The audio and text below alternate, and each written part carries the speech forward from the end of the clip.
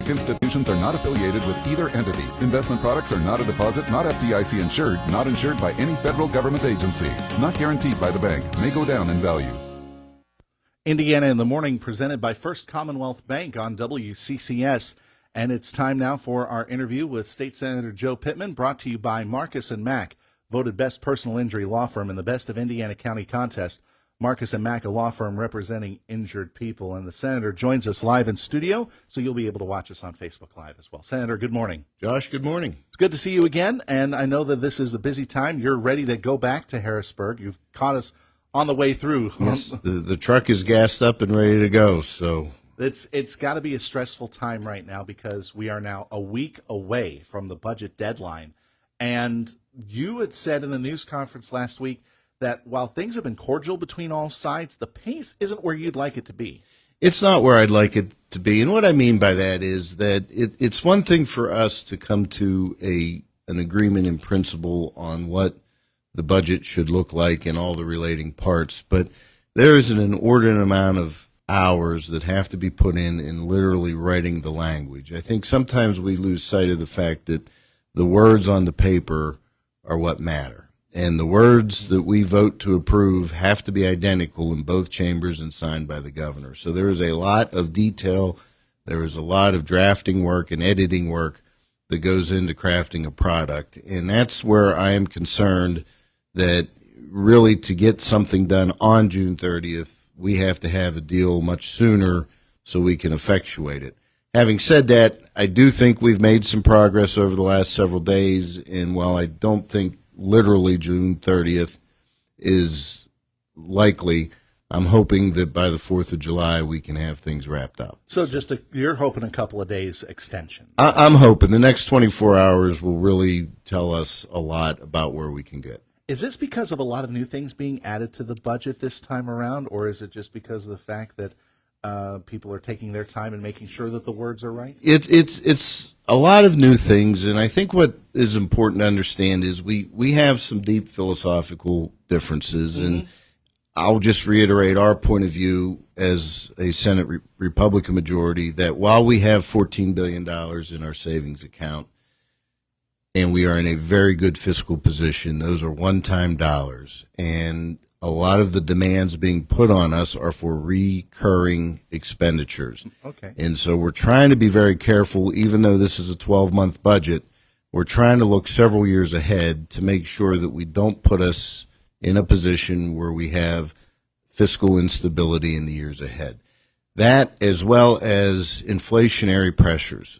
State government, county government, local government, none of us are immune to the pressures of inflation. And a lot of the human services providers are feeling a lot of demands in terms of their ability to attract and keep labor forces with good wages, which means they're looking for greater reimbursements from us to support that labor market.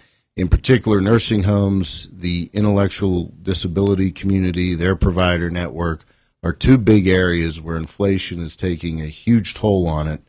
And in turn, they're coming to us looking for relief. And a lot of those things are mandated by the state government. Well, they're mandated, and they're also just, a matter of humanity. I mean, right. To support those in intellectual disabilities, they're doing the Lord's work. To support those who are trying to provide quality care in nursing homes, they're doing the Lord's work. And when you look at our demographics statewide, our fastest growing demographic is the 85-plus community. Mm-hmm. That puts an enormous strain on what we're looking to achieve. Looking back, 12 months passed. By this time, there had been a lot of stress, a lot coming out of Harrisburg because of the school voucher issue that was put into play, and that kind of caused a kind of an emotional explosion, it felt like. This time around, though, the vibe from Harrisburg has been calmer.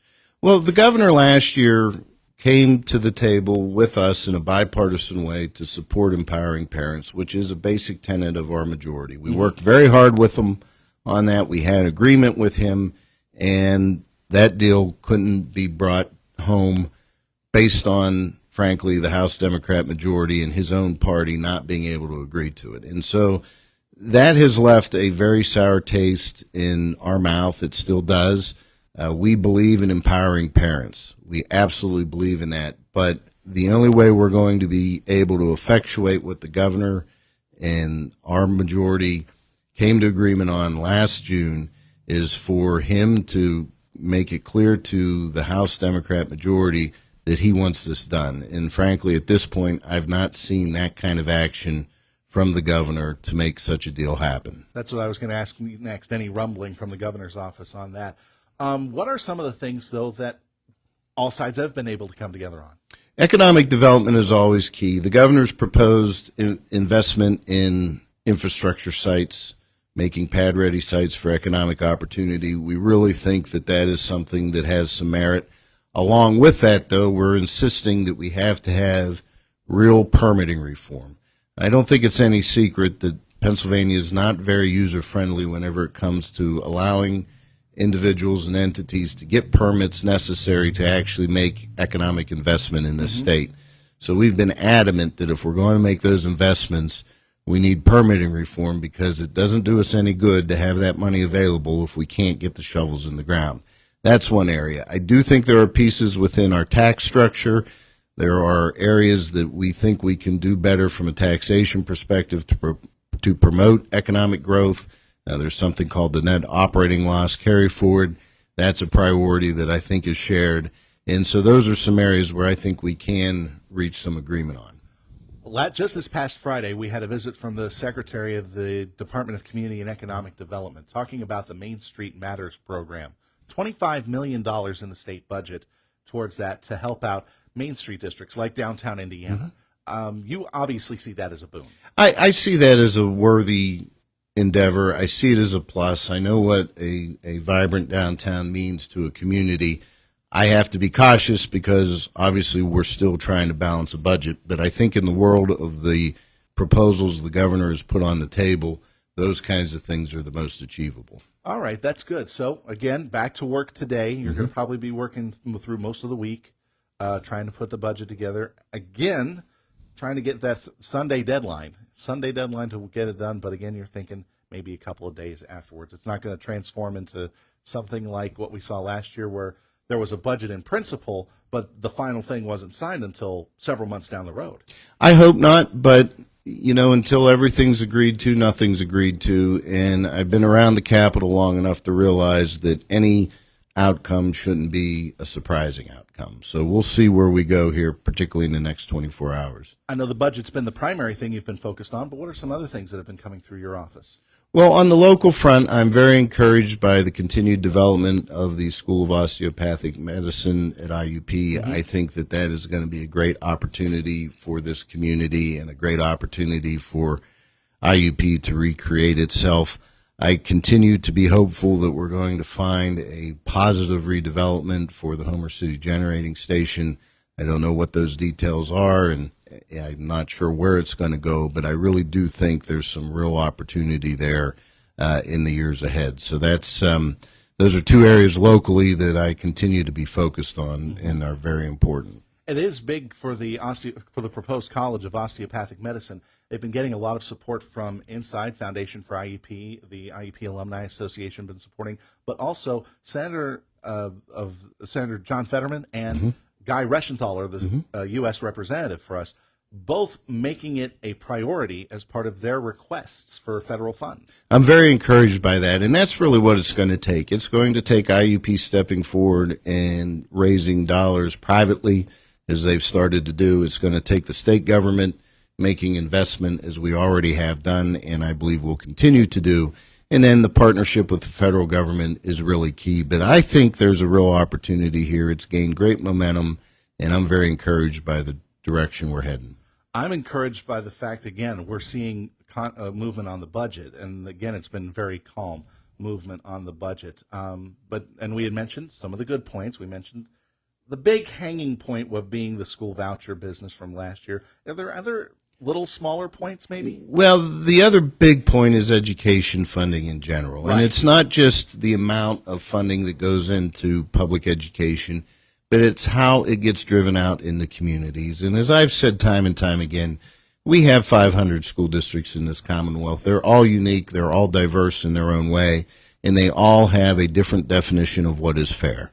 And us figuring out whatever investment we make in public education, how we fairly drive those dollars out to communities is really a big question. And that and the inflationary pressures on areas like nursing homes, hospitals, the intellectual disability community are the two biggest drivers that are making our work very, very complicated.